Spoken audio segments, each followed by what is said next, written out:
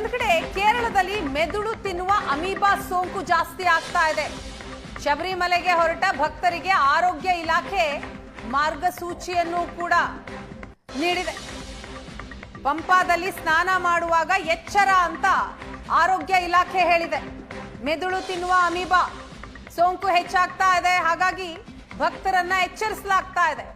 ಮೂಗಿಗೆ ನೀರು ಹೋಗದ ಹಾಗೆ ಪಂಪಾದಲ್ಲಿ ಸ್ನಾನ ಮಾಡಬೇಕು, ಗೈಡ್ಲೈನ್ಸ್ ಕೊಟ್ಟಿದ್ದಾರೆ ಭಕ್ತರಿಗೆ. ಶಬರಿಮಲೆ ಯಾತ್ರಿಕರಿಗೆ ಎಚ್ಚರಿಕೆ ವಹಿಸೋದಿಕ್ಕೆ ಸರ್ಕಾರದಿಂದ ಸಲಹೆ ಬಂದಿದೆ.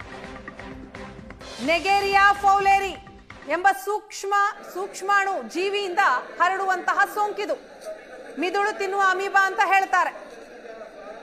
ಇದು ಕೂಡ ಹೆಚ್ಚಾಗ್ತಾ ಇದೆ. ಹಾಗಾಗಿ ಶಬರಿಮಲೆಗೆ ಹೋಗುವಂತಹ ಭಕ್ತರು ಇದರ ಬಗ್ಗೆಯೂ ಕೂಡ ಎಚ್ಚರ ವಹಿಸಬೇಕು. ಪಂಪಾದಲ್ಲಿ ಸ್ನಾನ ಮಾಡುವಂತಹ ಸಂದರ್ಭದಲ್ಲಿ ಕೆಲವೊಂದಿಷ್ಟು ಗೈಡ್ಲೈನ್ಸ್ಗಳಿದೆ, ಅದನ್ನ ಫಾಲೋ ಮಾಡಬೇಕು.